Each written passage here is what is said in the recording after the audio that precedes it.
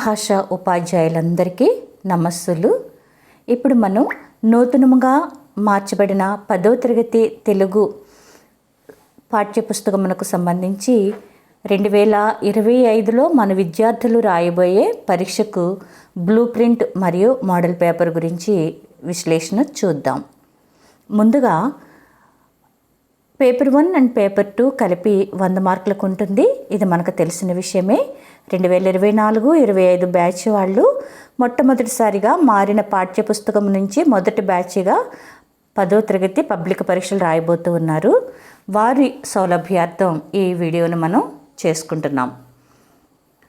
ముందుగా విద్యా ప్రమాణాలు భారత్వ పట్టిక.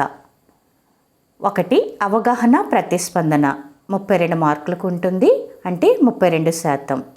రెండవది వ్యక్తీకరణ సృజనాత్మకత 36 మార్కులకు ఉంటుంది, అనగా 36% పరీక్ష పేపర్లో. మూడవది భాషాంశాలు, ఇవి 32 మార్కులకు ఉంటాయి, ఇది కూడా 32%. వెరసి మొత్తం మార్కులు 100 మార్కులు అయినాయి. ఇప్పుడు ఒక్కొక్క దాని గురించి మనం సవివరంగా తెలుసుకుందాం. విద్యా ప్రమాణాలు భారత్వ పట్టిక చూసాం కదా. ఇప్పుడు పాఠ్య భారత్వ పట్టిక, విషయరూప భారత్వ పట్టిక, దీని గురించి తెలుసుకుందాం. 1 ప్రశ్నలో మొదటిది పద్యం. ఇక్కడ 20 మార్కులకు ఉంటుంది పద్య భాగం నుండి, అనగా 20%. రెండవది గద్యం, అపరిచిత గద్యంతో కలిపి 20 మార్కులకు ఉంటుంది, అనగా మన పరీక్ష పేపర్లో 20%. మూడవది ఉపవాచకం, ఇది కూడా 20 మార్కులకు ఉంటుంది, అనగా 20% ఉంటుంది. ఇక పద్యం లేక గద్యం నుండి సృజనాత్మక ప్రశ్న 8 మార్కులకు ఉంటుంది, ఒక ప్రశ్న మాత్రమే వస్తుంది. ఐదవది భాషాంశాలు 32 మార్కులు. ఇవి ఏ విధంగా ఉంటాయో ప్రశ్నానురూప భారత్వ పట్టిక ద్వారా చూద్దాం. మొదటి ప్రశ్న వ్యాసరూప ప్రశ్నలు 7 ఉంటాయి, ఒక్కొక్క ప్రశ్నకు 8 మార్కులు, అనగా 7×8 56 మార్కులు. రెండవది లఘు ప్రశ్నలు, ఇవి 3 ఉంటాయి, ఒక్కొక్క ప్రశ్నకు 4 మార్కులు, 3×4 12 మార్కులు ఇక్కడ కేటాయించబడ్డాయి. మూడవది అతి లఘు ప్రశ్నలు, ఇవి 9 ఉంటాయి, ఒక్కొక్క ప్రశ్నకు 2 మార్కుల చొప్పున 18 మార్కులు ఇక్కడ కేటాయించబడ్డాయి. నాలుగవది లక్ష్యాత్మక ప్రశ్నలు, ఇవి 14 ఉంటాయి, ఒక్కొక్క ప్రశ్నకు 1 మార్కు చొప్పున ఇక్కడ 14 మార్కులు, మొత్తం 100 మార్కులకు ప్రశ్నానురూప భారత్వ పట్టిక అనేది రూపొందించబడింది. ప్రశ్నానురూప విశ్లేషణ పట్టిక. ప్రథమ భాష తెలుగు. విద్యా ప్రమాణాల గురించి చూద్దాము. క్రమసంఖ్య 1 అవగాహన ప్రతిస్పందన. అవగాహన ప్రతిస్పందనలో మొదటి ప్రశ్న పరిచిత పద్యం, ఇక్కడ చాయిస్ కూడా ఉంటుంది, 8 మార్కులు. రెండవ ప్రశ్న పరిచిత గద్యం, ఇక్కడ 8 మార్కులే. మూడవది ఉపవాచకం నుండి, ఇక్కడ వాక్యాలు ఇవ్వబడతాయి, ఆ వాక్యాలు ఏ కాండలో మనం చెప్పాలి, అది పిల్లలకు అవగాహన కల్పించుదాము. నాలుగవది అపరిచిత గద్యం, ఇక్కడ అపరిచిత గద్యం క్రింద 4 ప్రశ్నలు ఇవ్వబడతాయి, సరైన సమాధానాలు పిల్లలు రాయవలసి వస్తుంది. చిన్ని గమనిక ఏంటంటే ప్రతిపదార్థాలు, పద్యపూరణం, భావం, సంఘటన క్రమం వంటి వాటిని మార్పు చేయడం జరిగింది. కాబట్టి రామాయణం అన్ని కాండల నుండి కూడా వాక్యాలు ఇవ్వవచ్చు, 4 వాక్యాలు మాత్రమే వస్తాయి. ఈ విషయంలో కొంచెం శ్రద్ధగా పిల్లలకు మనం నేర్పిద్దాం. రెండవది వ్యక్తీకరణ సృజనాత్మకత. వ్యక్తీకరణ సృజనాత్మకతలో 5వ ప్రశ్నగా కవి పరిచయం కేవలము పద్య భాగం నుండి మాత్రమే ఇస్తారు. 6వ ప్రశ్న నేపథ్యము లేక ప్రక్రియ, ఇది గద్య భాగం నుండి మాత్రమే ఇవ్వబడుతుంది.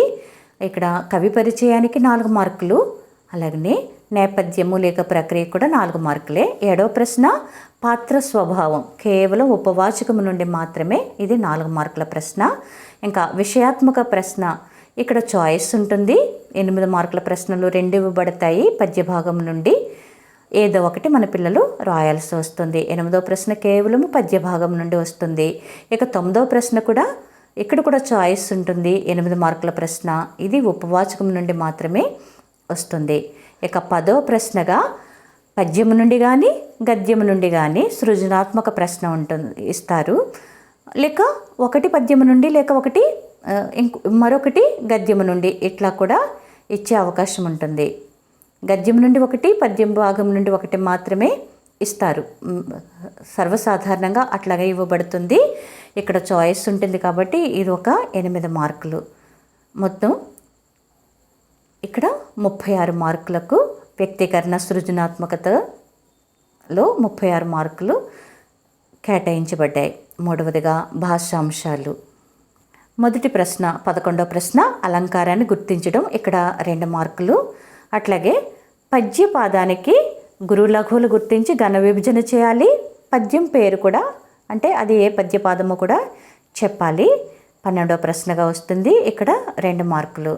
ఇక 13వ ప్రశ్నలో ఆ అనే 2 ఉంటాయి. ఒకటి అర్థాన్ని రాయాలి, రెండవది అక్కడ ఉన్న బహుళైచ్ఛిక ప్రశ్నల సమాధానాల్లో అర్థాన్ని గుర్తించాలి. ఇక్కడ కూడా 2 మార్కులు. అట్లాగే 14వ ప్రశ్న కూడా ఆ అనే 2 విభాగాలుగా ఉంటుంది. పర్యాయ పదాలు, ఒకటి పర్యాయ పదం రాయాలి, రెండవది క్రింద ఇచ్చిన వాటి నుండి పర్యాయ పదాలను గుర్తించాలి. 15వ ప్రశ్న ప్రకృతి వికృతులకు సంబంధించింది. ఇక్కడ కూడా ఆ అనే విభాగాలు ఉన్నాయి.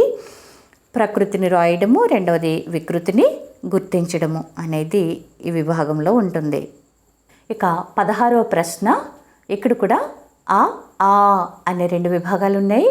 ఒకటి నానార్థాన్ని రాయాలి, రెండవ ప్రశ్నలో నానార్థాన్ని గుర్తించాలి. మొత్తం 2 మార్కులు. 17వ ప్రశ్న వ్యుత్పత్తి అర్థం.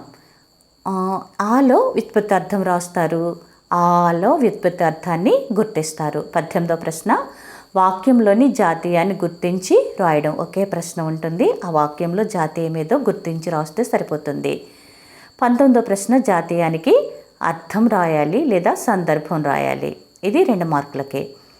ఇక 20 నుండి ఉన్న ప్రశ్నలకు ఒక్కొక్క మార్కు చొప్పున కేటాయింపబడింది. ఇప్పుడు మనం చూసిన దానిలో 11 నుండి 19 వరకు ఉన్న ఈ ప్రశ్నలకు 9 ప్రశ్నలకు ఒక్కొక్క ప్రశ్నకు 2 మార్కుల చొప్పున 18 మార్కులు కేటాయించబడ్డాయి. 20 నుండి 33 వరకు ఉన్న ప్రశ్నలకు ఒక్కొక్క ప్రశ్నకు ఒక్కొక్క మార్కు చొప్పున 14 మార్కులు. చూద్దాం అది కూడా. 20వ ప్రశ్న సంధి పదాన్ని విడదీయడం. 21వది సంధి పదాలు ఇవ్వబడతాయి, ఇక్కడ అవి కలిపి రాయాలి. 22 పదం ఏ సంధికి చెందినదో గుర్తించాలి. అంటే సంధి విభాగం నుండి మొత్తం 3 మార్కులు ఇక్కడ మనకు కేటాయించడం జరిగింది. 23వ ప్రశ్న సమాసానికి విగ్రహవాక్యం రాయడం. 24వ ప్రశ్న సమాసం పేరు గుర్తించడం. ఇవి అంటే సమాస విభాగం నుండి 2 మార్కులు. 25వ ప్రశ్న ఆధునిక వచన రూపం గుర్తించడం. ఇవన్నీ కూడా మన పాఠ్యపుస్తకంలో ఉన్నవి మాత్రమే ఇవ్వబడతాయి. 26వ ప్రశ్న వ్యతిరేకార్థక వాక్యము. 27 వ్యతిరేకార్థక క్రియను గుర్తించడం. ఇవన్నీ కూడా లక్ష్యాత్మకంలోకి వస్తున్నాయి. ఇక 28వ ప్రశ్న ఇచ్చిన సామాన్య వాక్యాలను సంశ్లిష్ట వాక్య రూపాన్ని రాయడం. అక్కడ సామాన్య వాక్యాలు ఇవ్వబడతాయి, వాటికి సంశ్లిష్ట వాక్య రూపాన్ని రాయాలి మనం. 29వ ప్రశ్న కర్తరి వాక్యానికి కర్మని వాక్యాన్ని గుర్తించడం. ఇది బహుళైచ్ఛిక ప్రశ్న. అట్లాగే 31వ ప్రశ్న ఇచ్చిన సామాన్య వాక్యాలు ఏ రకమైనవో రాయాలి. అలాగే 32, 33 ప్రశ్నలు వాక్య రకాలను గుర్తించి రాయాలి. ఈ విధంగా పరీక్ష పేపర్ అనేది ఉంటుంది. చాలా సులువుగా మన పిల్లలు 100కి 100 మార్కులు తెచ్చుకోవడానికి అవకాశం ఉంది. కాబట్టి మనం ఇప్పటి నుంచే ప్రణాళికాబద్ధంగా పిల్లలను చదివిస్తే బాగుంటుంది. దీనికి సంబంధించి ఒక మోడల్ పేపర్ కూడా ఎస్సీఆర్టీ వాళ్ళు రిలీజ్ చేయడం జరిగింది. దాని గురించి కూడా మనం 2వ వీడియోలో చూద్దాం. ధన్యవాదములు. మీ Prabha madam, doctor BR Ambedkar Konaseema జిల్లా.